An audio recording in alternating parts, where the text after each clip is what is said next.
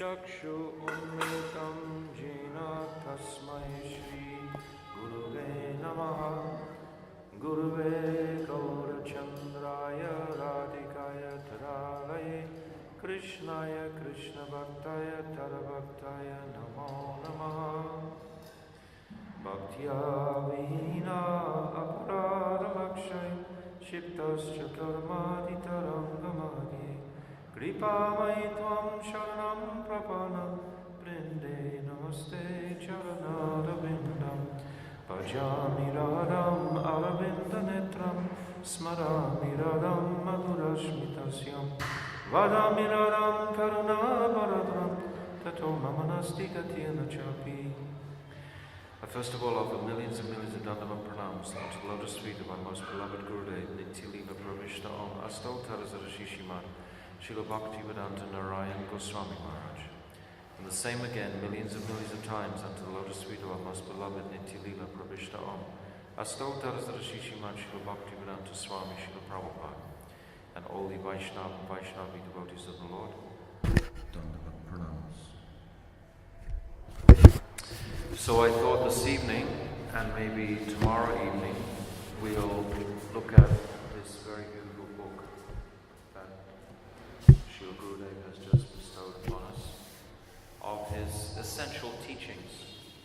We've heard them many times before, but I think it's a nice opportunity to discuss together these teachings. So when I'm reading, I'm just going to read it through, and I'll stop periodically, and if there's anything that anybody wants to add or mention from their understanding of the topics. These topics that Gurudev regularly spoke are not heard so commonly in the other mats.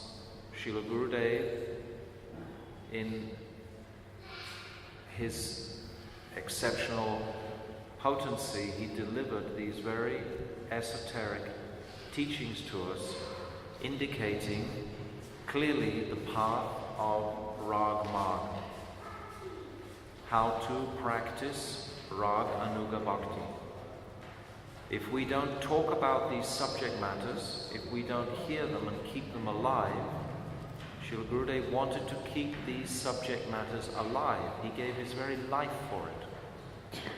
And he constantly was giving us different gradations of praying, coming from Aishwarya, Vaikuntha praying, then coming through Dwarka or Ayodhya, then Dwarka, then Mathura, then Goloka Vrindavan. And in this, from page 5 in this book, it's like the second portion here. He begins to describe the differentiation in these different dhams. So they're not commonly referred to so much in the Bhagavatam directly. Indirectly, they're there completely. And under Gurudev's guidance, we can perceive them there. In Chaitanya Charitamrita, they're certainly there. In Rai Ramananda Sambhad, so many of these topics are there discussed. But we must keep these truths alive amongst us in particular. If you've associated with Srila Bhaktivedanta Narayan Goswami Maharaj, then it's our duty to carry on these teachings to the best of our ability, and depend on Gurudev to cover for us in a sense, or Gurudev to inspire internally in our hearts and to remind us of his teachings. We've sat in so many classes at so many different times when he's discussed these things. For more than 20 years, we've been listening to these topics. And yet I notice that with his absence, many of the devotees in the world are just leaving these topics and actually going to more back to basic topics, which are important also, like we're discussing in the morning. We're going very reverentially through the 4th canto, which makes a platform for this. which gives us now, tonight, the eligibility to discuss these things. Because in the morning time we discussed the Srimad Bhagavatam. Today we were discussing about Lord Shiva and Sati and Daksha. But we also discussed many of the precepts or the current, the links within the Bhagavatam, to see it as an entirety, a whole picture. So I want to start reading here, and if anybody becomes prompted to mention anything, then it'll give us an opportunity to discuss these various things. But we should be well versed in these topics. This book, this little new book, Sri Radha, will go out to many other sanghas and people. And maybe you're not so familiar or don't know how much other groups look to us for guidance in these topics. Senior devotees know that we've actually spent 20 years with the most rustic personality. And they're expecting us to give some answers on these topics because we've actually heard them directly, firsthand. If you don't hear firsthand, you don't quite get it. You don't quite get the impression. But if he's sitting in front of you and he's beaming these things into your heart, you actually have a chance to get it, to catch it. And it's our duty to actually share that and guide, others who must become interested. Why else did Mahaprabhu manifest on this planet except to give? Prem ras nirese korite ashvara. He came to taste prem, the highest prem. We've discussed in many classes how without that Gora ras, that Gora nishta, that Gora prem, nothing can transpire. Everything is coming from Chaitanya Mahaprabhu that we know about Braj. Everything. His purpose for manifesting, his teachings, and this morning we were talking about his personal relish at taking the role as a devotee. Krishna loves his devotees. So what more speciality is it for Krishna to take the role of his own devotee? Krishna loves being his own devotee. It's the greatest, highest pleasure for him to enact a devotee because he loves his devotees. So this is Mahaprabhu. Okay, so... Yes, Krishna is Bhaktavatsal. He's always serving his devotees. No, but the pleasure of the devotee is so great. Yes, because he's serving Krishna. And Mahaprabhu's taking that role of the supreme servant. He's not in his Godhead. He would block his ears if he was someone calling him Krishna like that, saying he's the supreme person. He would not like that. Alright, so this chapter is entitled Rishabhanu Nandini, which is one of Sri Radha's qualities. It's her main, she has three aspects that are going to be discussed in the chapter. There's Rishabhanu Nandini, Viyogini, and Samyogini. So we should be very familiar with these terms if we've been with Srila Gurudev for some time. And if not, then now we should hear them clearly. And if there's anything that you don't understand on these topics, Vichitra will explain. Okay. In Vaidhi Bhakti, there's not much light. It's okay. No, the light is down. I wear my specs. An amazing thing happened. Since I had a little health issue, I haven't hardly ever had to wear my specs. But anyway. In Vaidhi Bhakti, or devotional service, following the prescribed rules and regulations, worship of the deity, Archan, is prominent. Okay?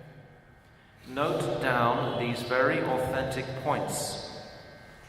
This means don't let these words just float over the top of our heads. Try to hold on to them. Someone may be serving Radha and Krishna, performing Archan to them and so forth, but even though that person is performing his worship in accordance with Vaidhi Marg, the path of regulations, which ordinarily brings one to Vaikuntha, he will not go to Vaikuntha. Where will he go? If he is liberated and has become perfect, Siddha, then he will go to that part of Goloka where there is opulence and Swakiya Bhav, wedded conjugal love. This aspect is reminding me actually somewhat of Gopal Champu, because in Gopal Champu, Radha and Krishna are married, and the two narrators, Snigdha-kanta and Madhukanta, they're narrating these pastimes of Radha and Krishna in the assembly of the Brijbasis, but Radha and Krishna are sitting there holding hands like a married couple. It's very strange to read. Actually, I couldn't read the last chapters because it's so this Swakiya Bhav. But this is what he's talking about. This realm is a particular place. It's a location.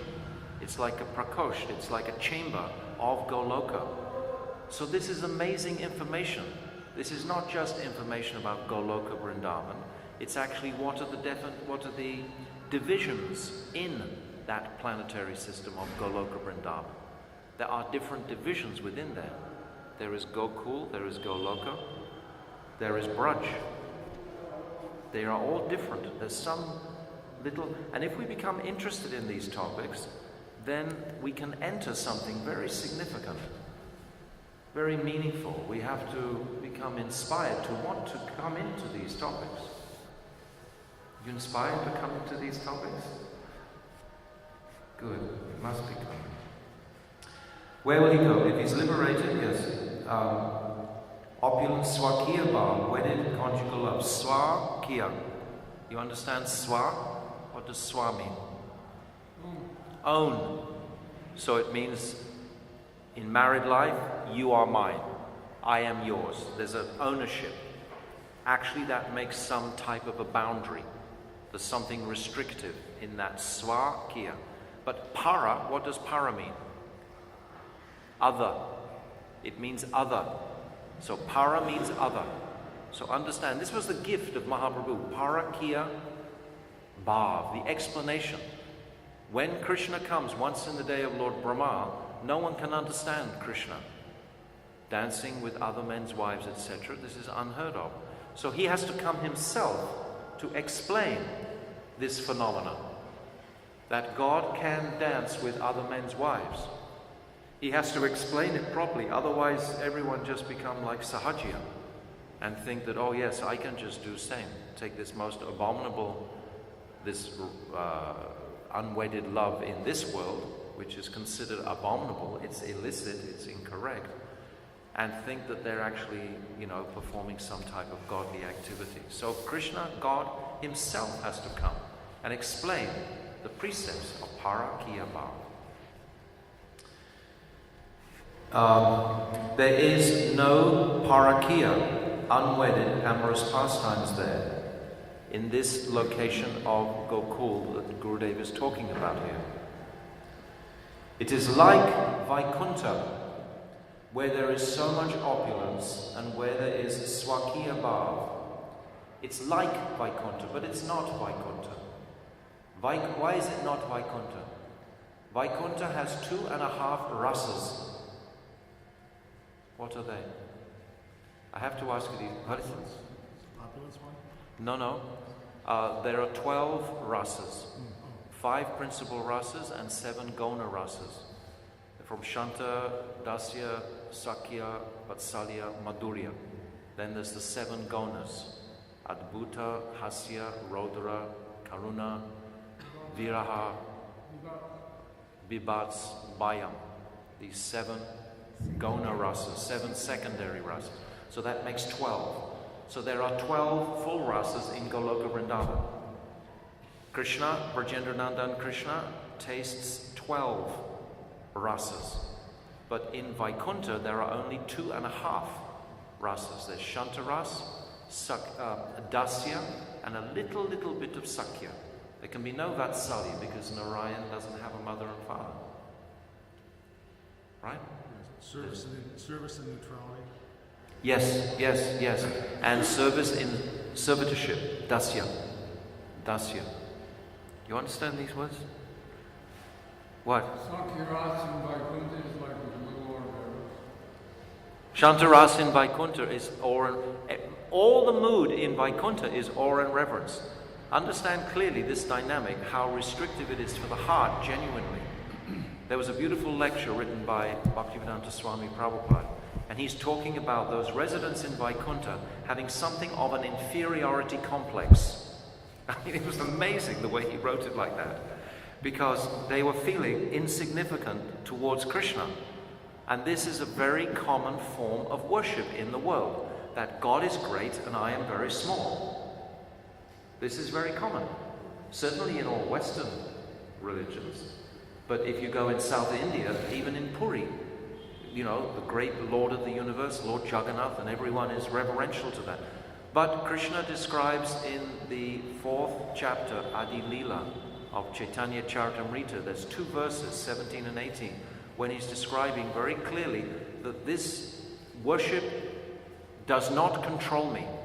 This type of worship does not control me. This honor and worship of me doesn't control my heart. You understand? There's different types of rati. It's all about controlling Krishna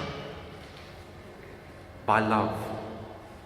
If your love is like the gopis, like Samartha Rati it's described, it has the capacity, the strength to totally control, to melt Krishna. Krishna becomes subservient to that.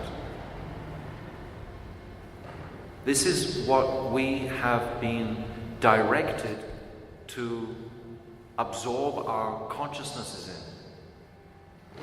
Our Gurudev has directed us this way. Chaitanya Charitamrita directs us in this direction. Because Gurudev has brought all of these teachings very clearly to the surface and shown us that our acharyas, they're all pointing in this direction. This is the best, this is the most optimum for your mind.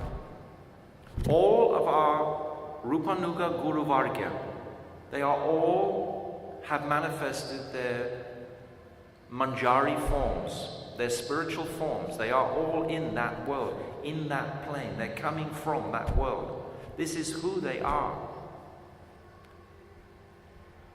So we don't have to pretend that it's Aishwarya.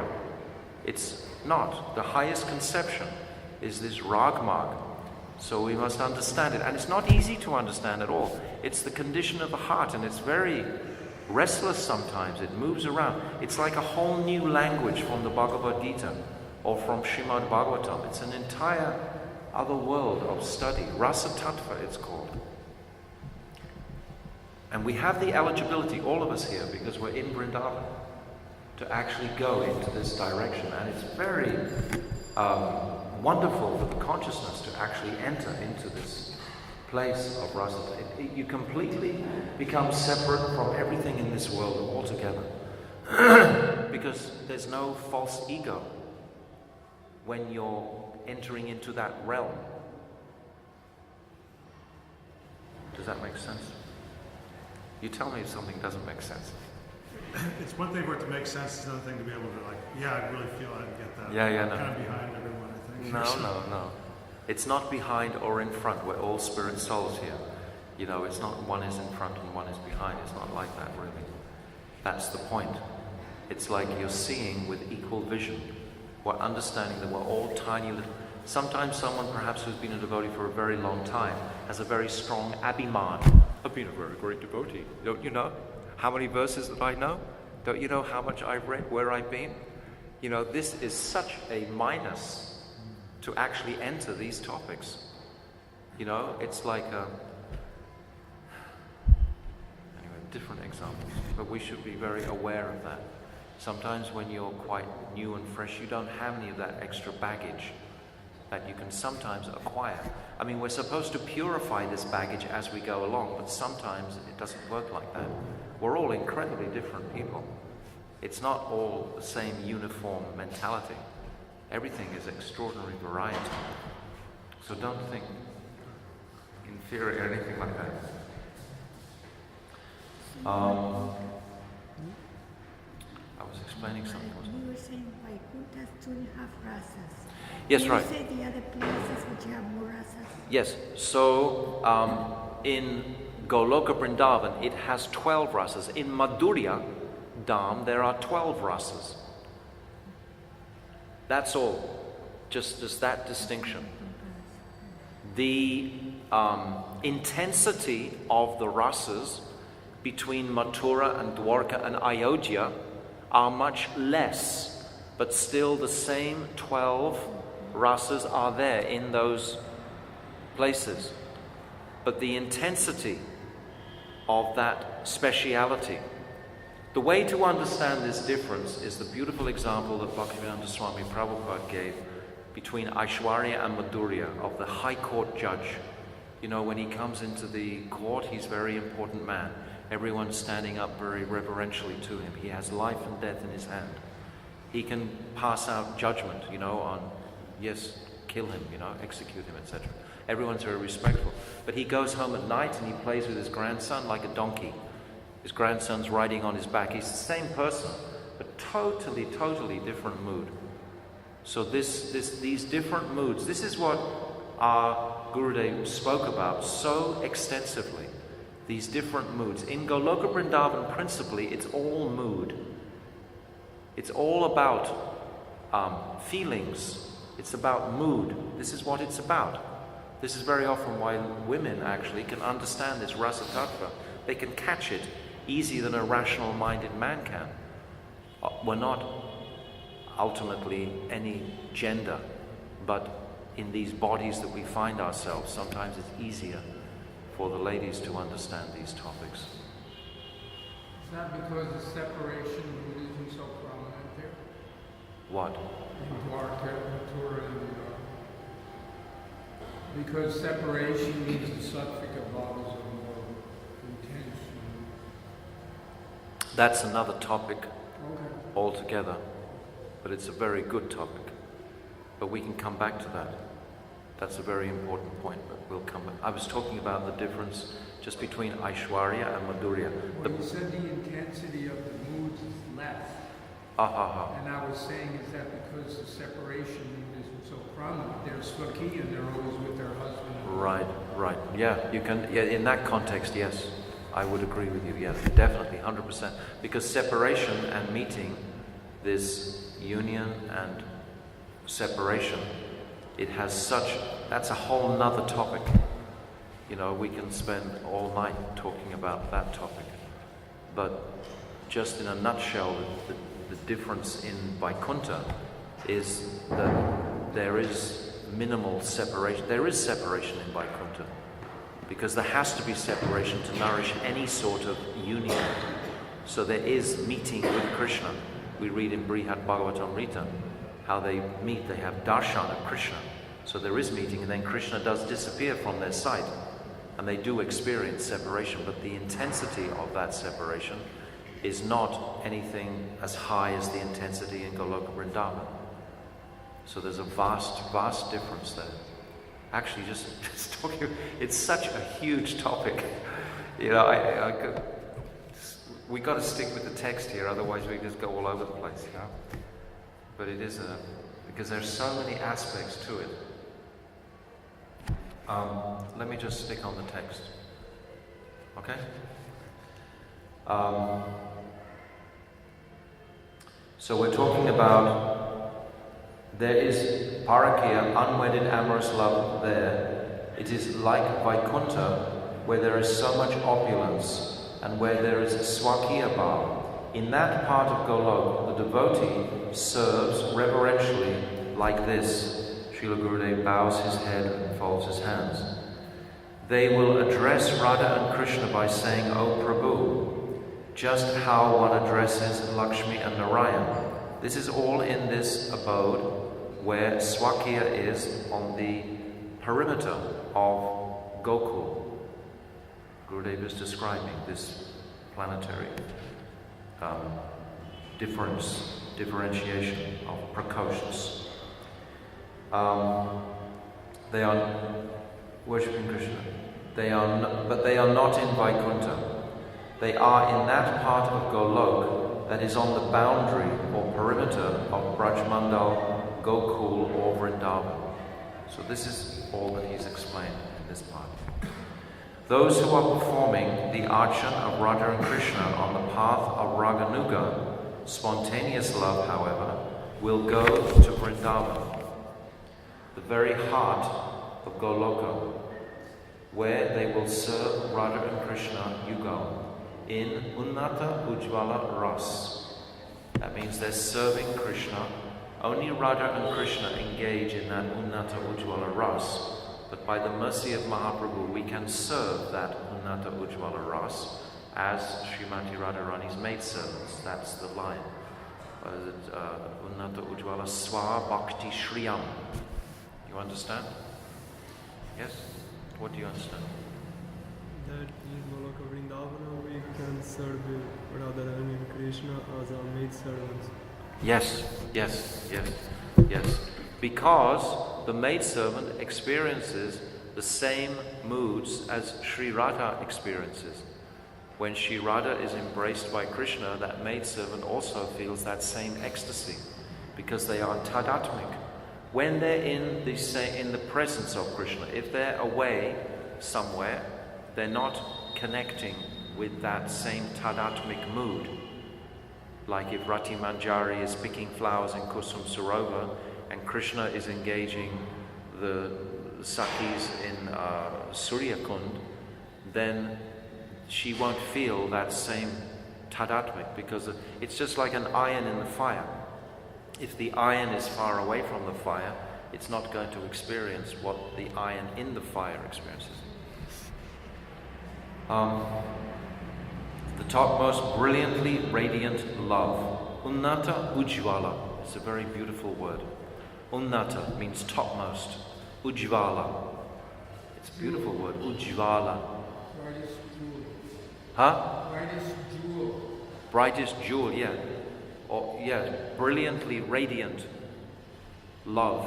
Topmost jewel. Unnata Ujjvala. We should remember this word. Unnata Ujjvala Ras. And those who worship Radha and Krishna, but not in the mood of this Unnata Ujjvala Ras, and not under the guidance of any gopi, will go to Mathura or Dwarka in Golok.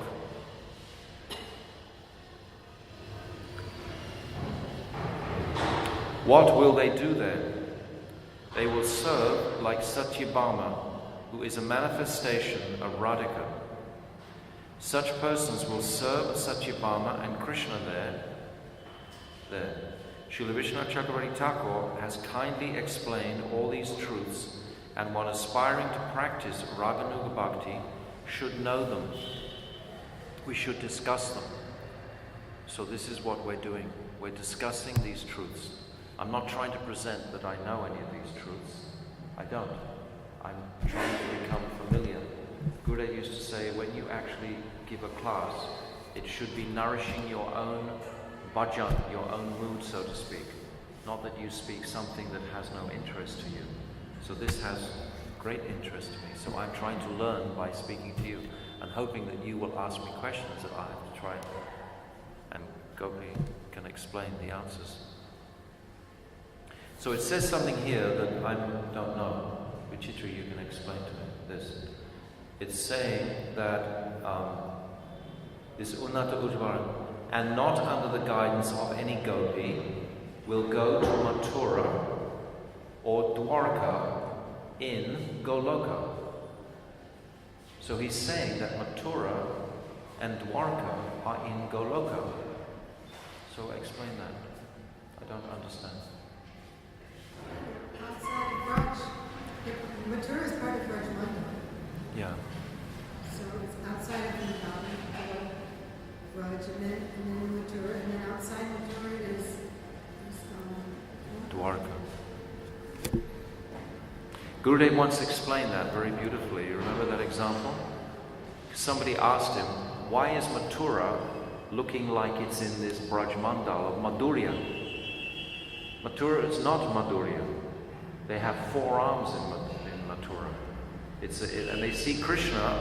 The principal difference between Madhurya and this Goloka Aishwarya, which is not the same as Vaikuntha Aishwarya, is that they see Krishna as God.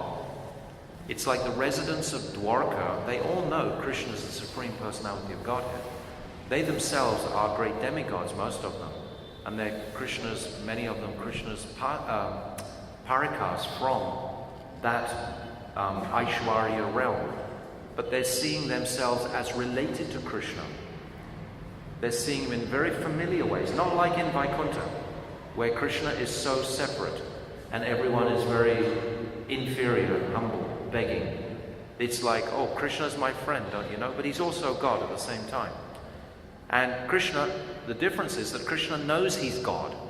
He has that abhiman of being in his Godhead. He knows he's God.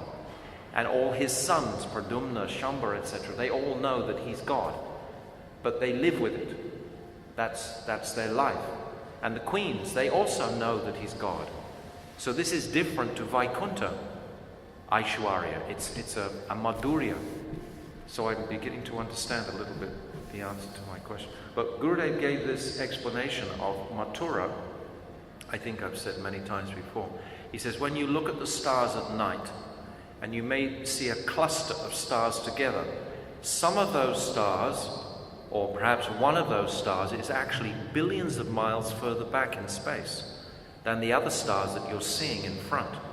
So when you see Mathura in the middle of this Braj Mandal, Mathura is billions of miles in another dimension to actually the sweetness of Braj.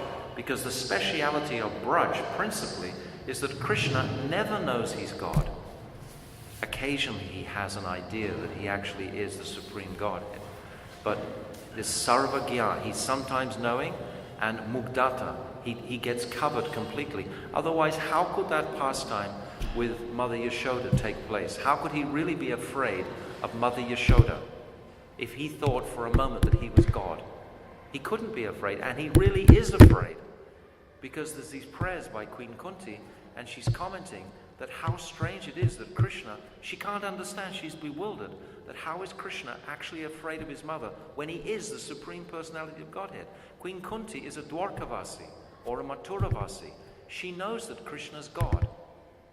This is the distinction between these realms. Gurudev explained it in the Torah also. Perfect, more perfect. Punatara. Yes. Yes. So it's all perfect. It's all perfect, but there's no blemish here. We're just trying to understand what is the heart of it. If we want to understand the heart, principally of the gopis, which is what the whole Srimad Bhagavatam is leading to understand these 5 prans or these 5 geets in the Bhagavad, in the 10th canto, these heart-rendering moods of separation from the gopis, to understand their samartharati, their love for Krishna, their undivided focus on Krishna, then we have to understand something of the rest of the nature, rest of the jigsaw, you can say. Getting it? Takes lifetimes. We're trying to pack it into one day. But really, all these things are very significant. You gradually, in your chanting and meditation, you think about these things, and gradually, by Guru's mercy, you will get a drop, a ray of, oh, it's like that. Oh, it's like that. And slowly, you can't crash the gates of heaven, so to speak. It comes through our sincerity of practice and our diligence in our regularity of our archan, of our chanting, of our sevas, etc. Ultimately, it's all about seva, to melt Krishna's heart. Gurudev talked about how even the tailors in Vrindavan, they come up to Krishna without any ornaments and just get out their ruler and start measuring it for size for making cloth. Well, this is also what happens in Navadvip. I just reminded of Chaitanya Bhagavat. When Mahaprabhu wanders around in Navadvip, he has exactly the same relationships with all the residents of Navadvip, like the milkman, the tailor, the panwala, the flower garland maker, completely familial relationships. And they all kind of, just treat him just like an ordinary boy. This is so relishable for Krishna. He has arranged this special sweetness, So Navadvip is Gupta Vrindavan. Okay, maybe you can clear this up for me along these lines. It's like, you see the gopis in separation, and they just seem so miserable, And then you have a situation where there's this part of Goloka where they're married, and you see Chaitanya Mahaprabhu at the end of Chaitanya Charitamrita, he's just like going out of his mind in separation. I don't understand how that's the highest, most desirable thing. It seems like they're miserable more of the time than they're happy. We only can appreciate separation in a sort of lamentable way. But the separation that we're talking about in the transcendental world is practically the same, even more intense than union. Gurudev describes that when the two lovers are together, there can be some moment when they're actually distracted from each other by some activity or some person coming in, but when you're feeling separation, there's never even a single second when you're actually separated in consciousness, because it's about consciousness, union of consciousness. The three highest stages of bhav is Madanakya bhav. This is union. And then there's Mohan and Modan. Modan principally is in separation mood. These moods of separation, like in Brahmarakit, where Radharani at Uddhav Kyari is practically a whisper away from death, but she's completely embracing the Lord in her heart. But externally, it looks like filled with lamentation and remorse. It's for the sadhak to be able to empathize with that depth of feeling. Actually, in Ananda Vrindavan Champu, it's described so graphically, these separation moods. It's described that the gopis feel they've been eaten by thousands of scorpions, etc. But one of the gopis seems like she goes inside herself, and then she just, in the Paramatma, she's connecting with Krishna in some of the stories. One of them is doing that. Yeah, that's when they don't come to the Rasa Leela. Those gopis who can't escape their elders, and then they take Krishna within themselves, but they actually get their spiritual body, and they do go to the Rasa Leela. But the separation is very important to appreciate. There's 4 types of separation, and there's 4 types of union. And each separation, each type of separation has its really extraordinary speciality. But this separation is what heightens the intensity to create the sweetness of the union. Without the separation, then union cannot be anything like exciting or anything stimulating. And even in union, there sometimes comes a feeling that separation may come. Even they're with Krishna, but they're sometimes aware that, Krishna may disappear again, and I'll be left alone again. So it's this fragile state that actually increases the intensity of the whole dynamic. I get that. I'm sorry to belabor this very much, but I mean, it just seems like so much of the time that it describes like they're just like dead bodies, just like laying there, they're so miserable. But I mean, it seems just like 95+% of the time they're in that state. I mean, we can think about it like in a sense we can only associate as sadhaks with this separation mood called purvarag, which is prior to meeting, because we haven't actually met Krishna. So in a sense, Gurudev explains in Origins of Rath Yatra, there's a lecture there where he's explaining the sadhak can have this mood of purva, which is in anticipation of meeting Krishna. So you're always thinking now, you in your life are thinking, when will I meet Krishna? And the height of that intensity, is actually a very relishable state to be in. Because when you're not thinking of when will you meet Krishna, you'll be thinking, when can I enjoy something in the material world? So that's like the opposite of it, you understand? If you're not thinking of when will I meet Krishna, when will I meet Krishna? You won't be eager. Right, the enthusiasm. It's a big topic. I can't just explain it. We're supposed to be engaged in service and doing all these things, but if we're so miserable, we're so in separation. It's not a material misery. It's an internal sweetness. They're feeling absolute anand. They're feeling absolute. It's the highest type of bhav I just described. It's called mohan, akya mahabhav. There are many stages: prem, sneha, man, pranaya, rag, anurag, bhav. And then there's madanakya, mohan, modan. There's these stages described. And the highest stage is this mohan and madan. Gurudev used to say that meeting is the highest and separation is the pinnacle. So what do you make out of that? There's practically no distinction between the two ultimately, because in the deepest separation, Radha is embracing fully, with full focus, Krishna in her heart. Fully, fully, fully. She's seeing a tamaltari and she's convinced it's Krishna. And she's embracing this tamaltari as if it is Krishna. But it's not, it's actually a tamaltari. Sometimes it is Krishna pretending to be a tamaltari. But like that. Gurudev says it's a very special pleasure that is meeting in the heart. Separation external, but internal meeting, and it's a very special pleasure. You see, when she says heart, it means internal.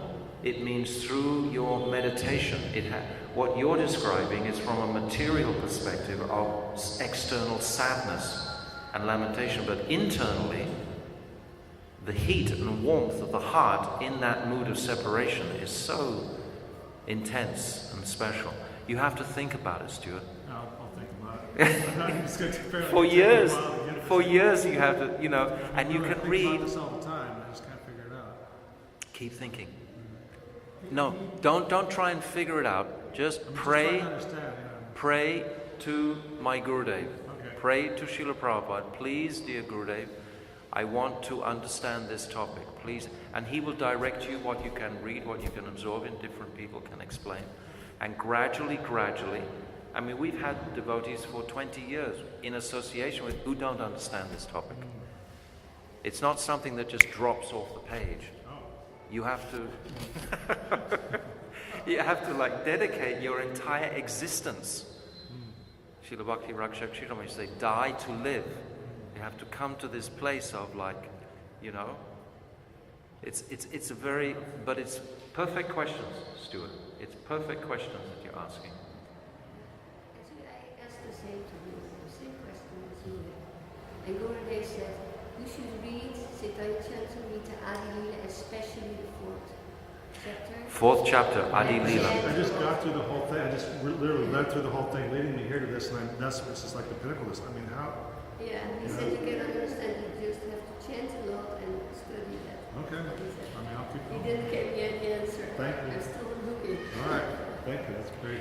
If it was so easy to understand, it would actually cheapen it. You wouldn't have that much respect or regard for it. But when you have to really serve these truths in your whole existence, it's not just, a few moments of the day meditation. It's actually for a few hours initially between the new baby and everything else, I just feel like, we have this preaching platform imperative, when I go back to the States. That's a whole nother dimension. As soon as you I have to be mention able to explain preaching, this, I have to be able to- you never speak these topics publicly. I'm not really speaking these publicly, I'm just sharing with a few friends here. I don't feel like I'm on some sort of public platform sitting in Gopinath Bhavan tonight. I've got the tape recorder going, but they can make what they want of it. But the point is, when it's a different, when you're out hammering the, hellfire and brimstone, it's a different, mood, and you should be preaching and teaching Bhagavad Gita. You should be teaching and preaching these types of topics. You're not the body. That's what people need to know in their suffering karmic activities in the Western world. But here, in the Vrindavan flavor, where you've already got that, gift of the dust just coming into your consciousness, and chanting more significantly. Every round here is equal to 100 rounds in the West. We hear that. It is the truth.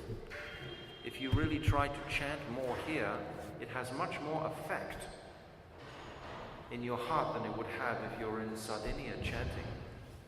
This has much more power and potency. And these truths are all just sitting available. They're just waiting for the sincere person to call on this one or this one or this one. We just have to kind of come out of the darkness through the potency of Guru and our chanting and our sincerity of study, and then these answers will just come. They're just sitting, waiting. In the Western world, they're not so available. It's actually described that Kali Maharaj doesn't have so much influence around Giriraj Govardhan. Vrindavan's quite close. It's not as close. You should be living more near Govardhan. But anyway, Vrindavan is a good start. When Gurudev would talk about what is bhakti and what is bhakti ras, Right. remember he talked about how bhakti ras, in order to have bhakti ras, you need a udhan, you need the anubhavs, satvika bhavas, the other joy bhavas, they mix ras. So Radha Krishna is mixing in Vrindavan and Vrindavan is higher ras, tasting the anubhav, satvika bhava, the other joy bhavas, they come to the highest pitch. Yeah, but perhaps Stuart doesn't understand what Anubhav, Sattvic, and Yavachari. I'm starting to get some clue. Bhakti Rasa Vikas in the Bindu will have all what makes ras. Because we're not really tasting ras unless we experience the sattvic bhavas and the other charna will mix like an ocean to stir the staiva, which is your permanent ras. Sakya ras, Vatsaya ras. This is all relating to the soul, you see. So it's beyond the teachings of Bhagavad Gita, so to speak. It's in a whole nother dimension. That's why I said at the beginning, it's not a place for the false ego to actually go, which is why it's not normally discussed, because most people, especially in societies and so on, want to maintain their self-position, whatever, or their reputation, their identity materially. But in these types of topics, the material identity is really like, minimized. It's just that we're just looking outside of ourselves to the topic.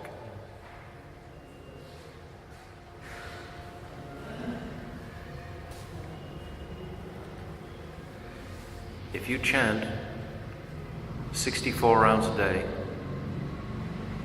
or at least 40 rounds a day, living in Vrindavan, we can almost guarantee that this inquisitiveness will increase. And if this curiosity and inquisitiveness is gifted to us, our lives become totally successful. If you want to go into this direction, there is so much information there in the Rasa Shastras. Particularly in the last 14 chapters of Jayavadama, and as he said in the Bhakti Rasamrita Sindhu Bindu, Vishwanath Chakravarti Thakur. And different devotees are studying these things. But they are of a confidential nature. They're not generally spoken like, in the public marketplace. But if we don't speak about them, when will we talk? We'll just choke up and not have we have to speak to keep it alive.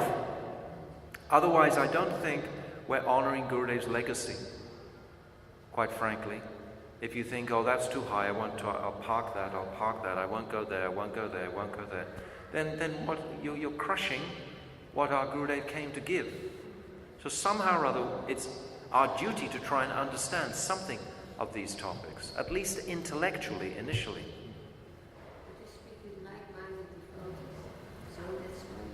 Yes. Very good. Yes. It's my secret bhajan, and it makes it more nice. Yes. And then if you have like-minded people around, you start speaking about it. It's called Svajatiya. Swa means own. Jatiya means group. Svajatiya, this type of association, it's your own group. Svajatiya Snigdha. Snigdha means very affectionate. Yes. You also have heard about Manjari Bhav. You've heard about Chaitanya Mahaprabhu and his gifts to this world. You've heard that's Anapita Chirim Chirat. You know this verse. You know something of the fourth chapter Adi Lila. You study that. So you meet people of that like-mindedness. Or we have groups and we create a like-minded forum, to have those topics discussed. I'm just thinking we're lucky tonight we don't have anybody who's not interested. I don't think. Maybe tomorrow night there might be different dynamics there. But let me just read on. There is so much, and we just have to go one step at a time. But don't stop thinking about it. You should also know that Golok consists of 3 places: Vrindavan, Gokul and Braj. These are all 3 in the same category. And then there's Dwarka and Kurukshetra and other places. So these are distinct locations with distinct specialities in each location. This is what Gurudev has given. This is what he's speaking in this. He's giving these teachings to the world. Srimati Radhika also has 3 aspects. She is the same Radhika in all 3, but her mood is somewhat different. Just like the High Court judge I've described, but a difference even more different than that. These aspects are Vrishabhanu Nandini, Radhika, Viyogini, and Radhika Samyogini. These are 3 distinct types. Now, what is Vrishabhanu Nandini? You know? Always meeting with Krishna. Yes. Always with Krishna. Vrishabhanu. Vrishabhanu is the familiar name for the daughter of Vrishabhanu Maharaj. So this immediately makes us think of Varshana. It makes us think of Srimati Radharani in Braj with Krishna. Vrishabhanu Nandini. And then what does Viyogini mean? Janavajivan. What does Viyogini Radha? Huh? I can't hear. You have to say louder. Mathura. Yes, when Krishna goes to Mathura, there's Viyogini Radha. This is when Krishna is away. Separation. Viyog. Yog means union. V means no union. Right? This prefix, you're doing Sanskrit. So it's nice to know this etymology. Yoga means to link. V means not linked. So Viyogini Radha. She's not linked with Krishna. Separate. Very simple. Not difficult. Vrishabhanu Nandini, Viyogini. Now Samyogini, the third one, is actually when Sri Radha goes out of Braj. Specifically, she only one time, she never leaves Braj, but her manifestation goes out of Braj to Kurukshetra. And they meet Krishna there for that solar eclipse, and they want to bring Krishna back to Vrindavan. So her quality or her aspect, her character at that time is Sangyogini Radha.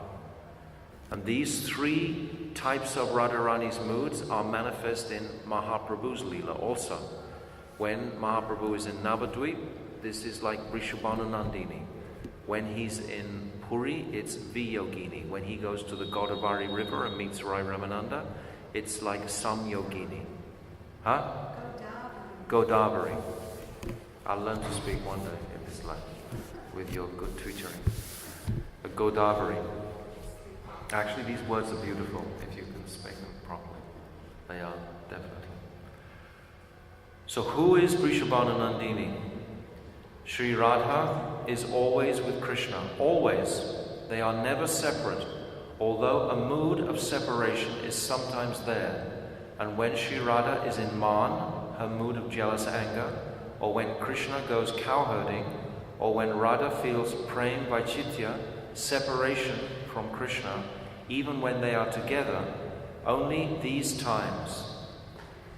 But Radha and Krishna are always together. So even in Braj, when Krishna goes cow grazing, this is still Vrishabhanu Nandini. Krishna hasn't actually left Braj. Like when he... And understand something else here, of course. We're talking about... There's prakat and there's aprakat. There's what happens in the spiritual world and what happens in this replica of Boma Vrindavan, earthly Vrindavan.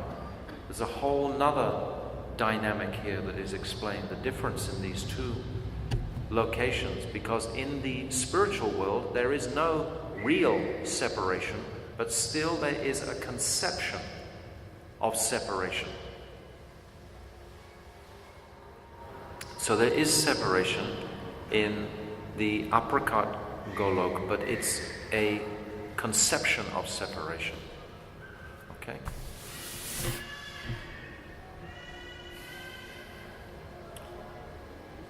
So there's actually 4 types of separation altogether. There's this purvaraga I described just before. This is anticipation in meeting. This is before they actually meet. This purvaraga. And then there's man, when Sri Radha is in this. It's described as jealous anger, but it's not jealous and it's not angry. It's something much more significant than that. It's Krishna, she's churning the ocean of rasa when she's maintaining her independent nature from Krishna, this man. But it's a type of separation because Krishna can't actually come and have union with Radha because there's some obstacle there. There's 2 reasons for that. Yes. I'm not going to get too technical. I want to, but I don't think I should. And then there's Prem Vaichitya, when the story in Prem Sarovar, when Radha is sitting on Krishna's lap and Madhumangal chases away the bumblebee that's bothering Radha, comes back and said, "Oh, Madhusudan is gone forever." All of a sudden Radha thinks that Madhu, Krishna, has gone forever. She goes into the highest state of separation, even though she's sitting on Krishna's lap. So this is remarkable, and all the Sakis are witnessing these bhavs. These bhavs are manifesting from her body externally, and they're all looking at these bhavs that are taking place. They're changing color, hair standing on end, palpitations, so many external impressions of what is happening in the heart are radiating out of her, and the Sakis are actually seeing it. They're astonished. And Krishna is also astonished. And it's at that point that Krishna decides, actually, I will leave, because this state that Radha has achieved, even though she's with me, is so exalted, is so high.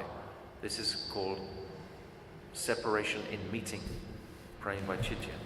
Then there's Pravash, this when Krishna goes away for a long time. So these are 4 types of separation. And then there's 4 types of union that actually parallel those 4 types of separation. But I don't want to get too technical. Yeah, Mathura. When Radhika feels Prem Vaichitya, separation from Krishna, even when they are together, only at these times, but Krishna and Radhika are always together, so Vrishabhana Nandini never feels separation. This is Nitya Leela, eternal pastimes. Nitya Leela continues from one morning to the next. From Nishanta Leela, the early morning pastimes at the end of night, to all the other Leelas in each 24-hour period of the day. Do you understand? He says. There is no Naimitika Leela there. What is the meaning of Naimitika Leela? Temporary material? Yes. So many of the Leelas in earthly Vrindavan are temporary. Krishna doesn't take birth in Aprakat Leela. Aprakat is the spiritual world. Prakat is this material world. So in Aprakat, there's no birth of Krishna. There's no demons of Krishna. There's no real husbands of the gopis of Krishna. The gopis. In Goloka, There is no husbands. Conception. There's a conception that they have a husband. So it's still Parakiya Bhav.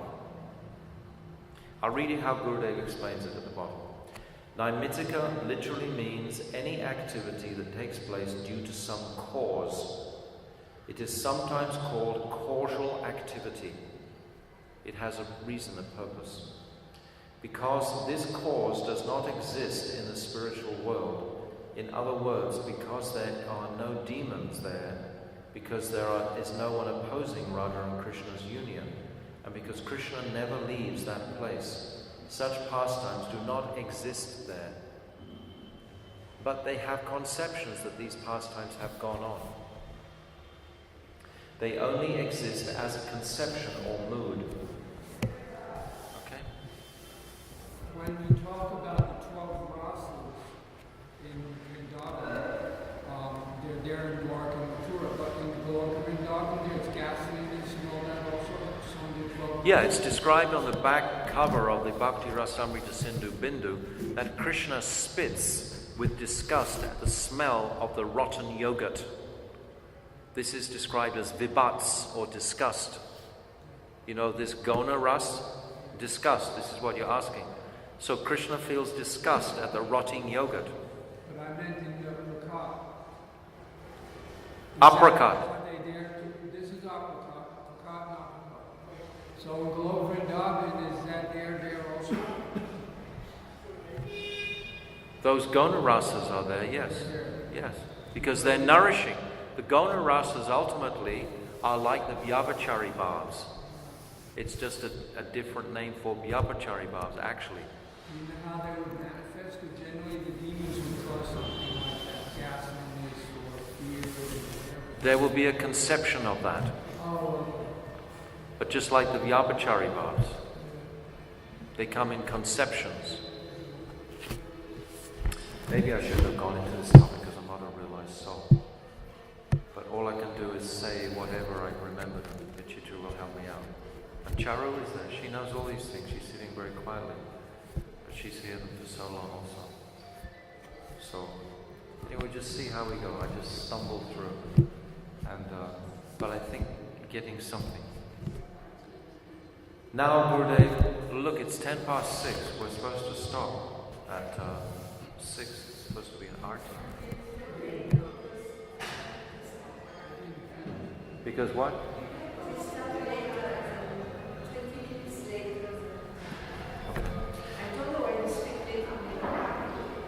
Okay.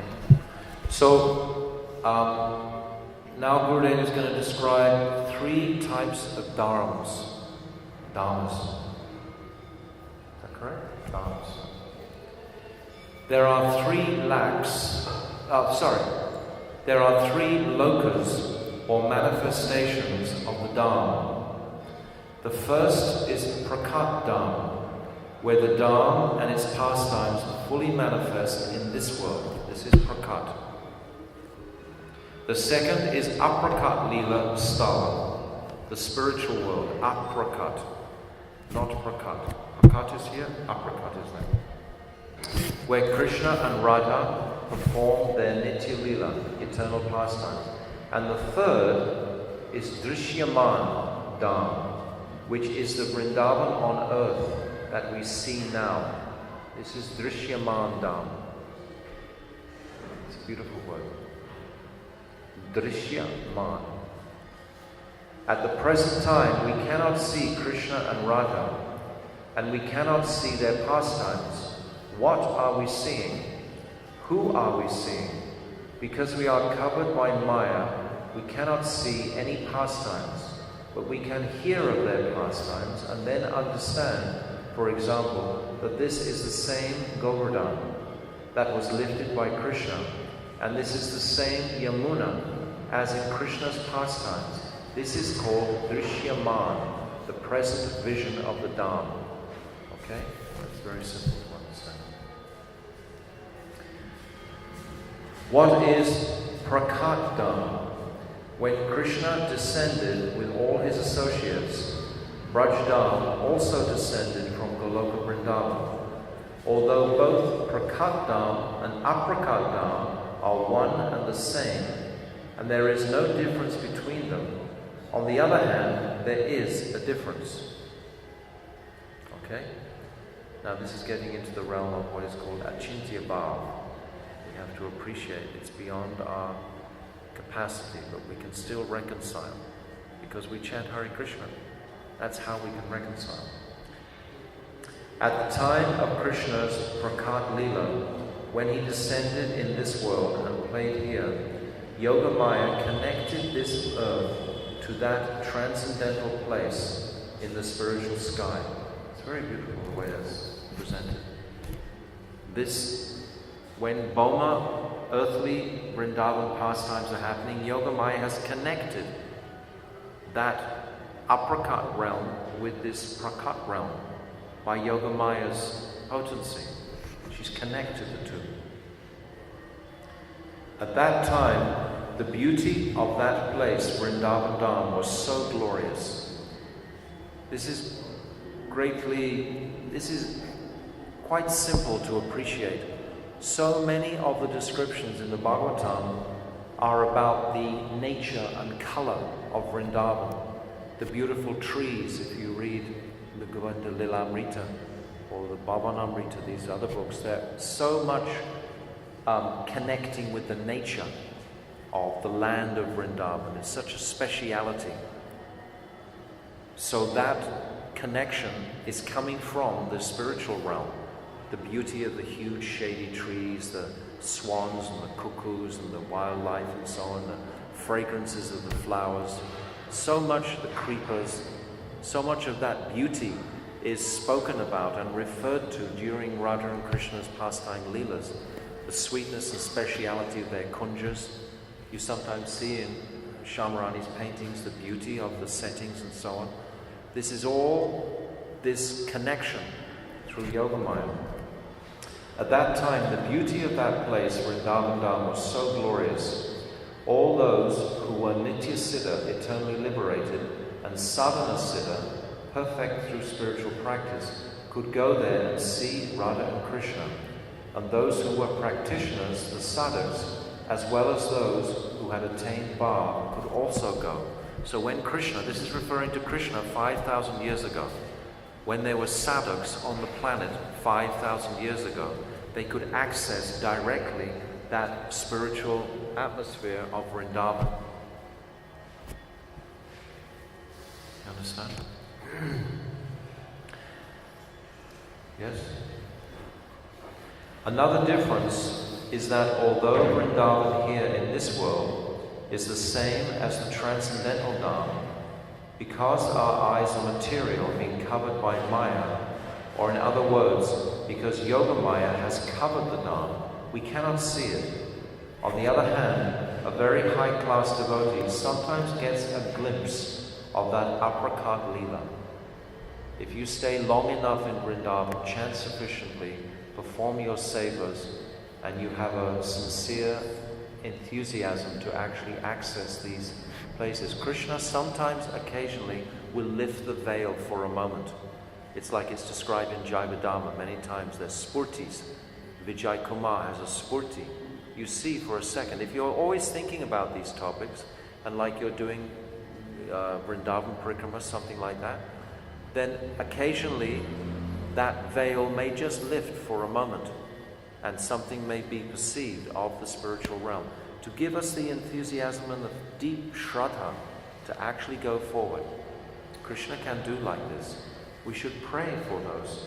Sometimes when you look at the deity, sometimes you may see the deity looking so splendid. It's just like for a moment, for a second, something really significant can touch the heart. And you can be aware of these truths are reality. They're not just words on a page or in a textbook or something, but they're actually a living reality. These living realities can be accessed by our chanting and by Guru's mercy. In that aprakat lila, there is no birth pastimes of Krishna. Abhimanyu, the husband of Radhika, is also not there. And Krishna does not go from Vrindavan to Mathura and Dwarka.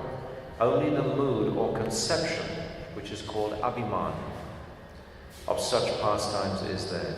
For example, everyone in Vrindavan has the conception that Yashoda bore a son, Krishna, but there was no birth pastime. In Vrindavan, only Navakishore, Natavara Murti Krishna, that ever-fresh youth, and Radhika is also there. This is the root substance of aprakat Vrindavan.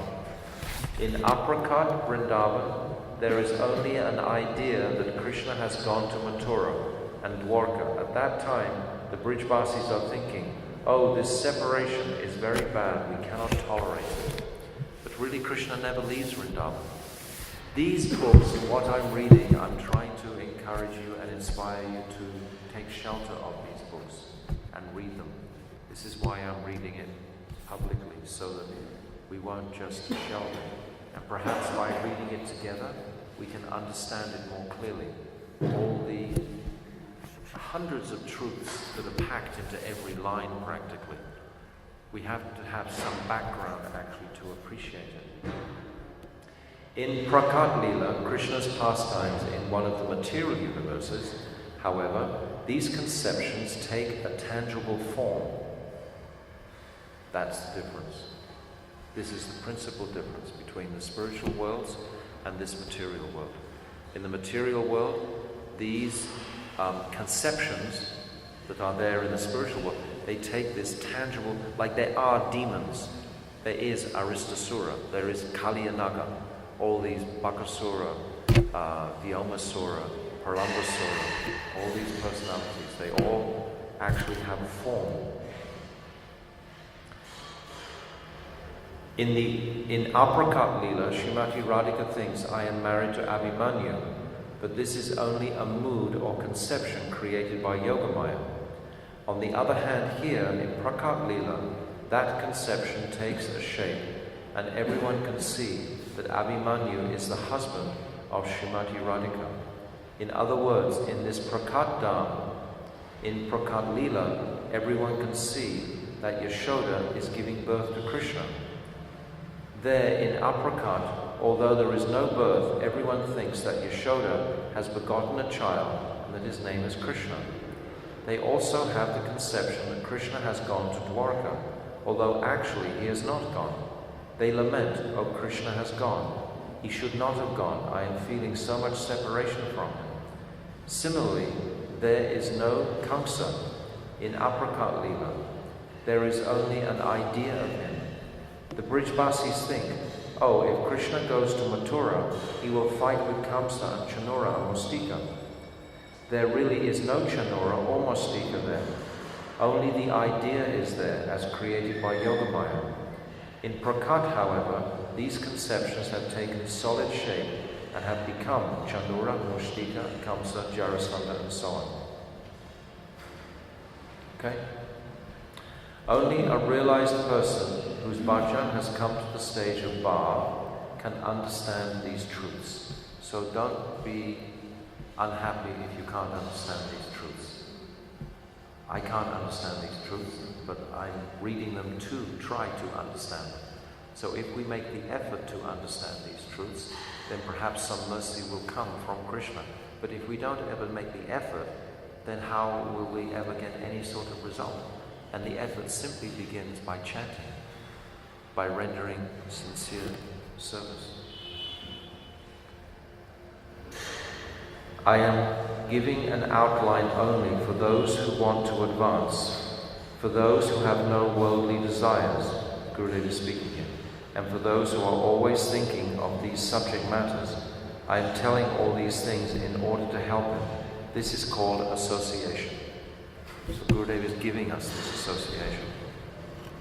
A man who is always engaged in making money, who desires pratishta, that is name, fame, and all other worldly attainments, who is always busy in earning his livelihood, cannot understand these principles.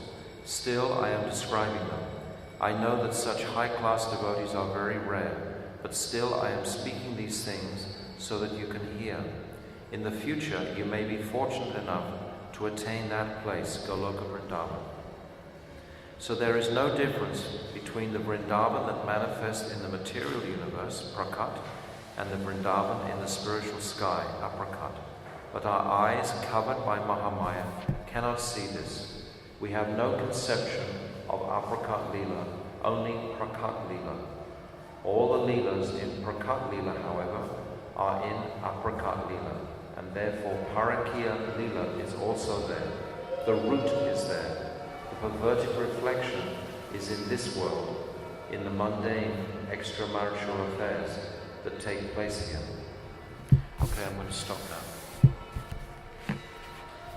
And I can read something tomorrow. If, okay?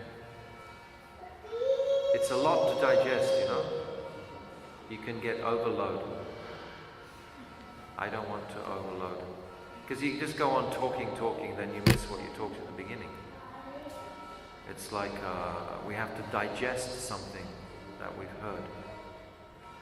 So, actually I've talked longer than I intended, but due to circumstances.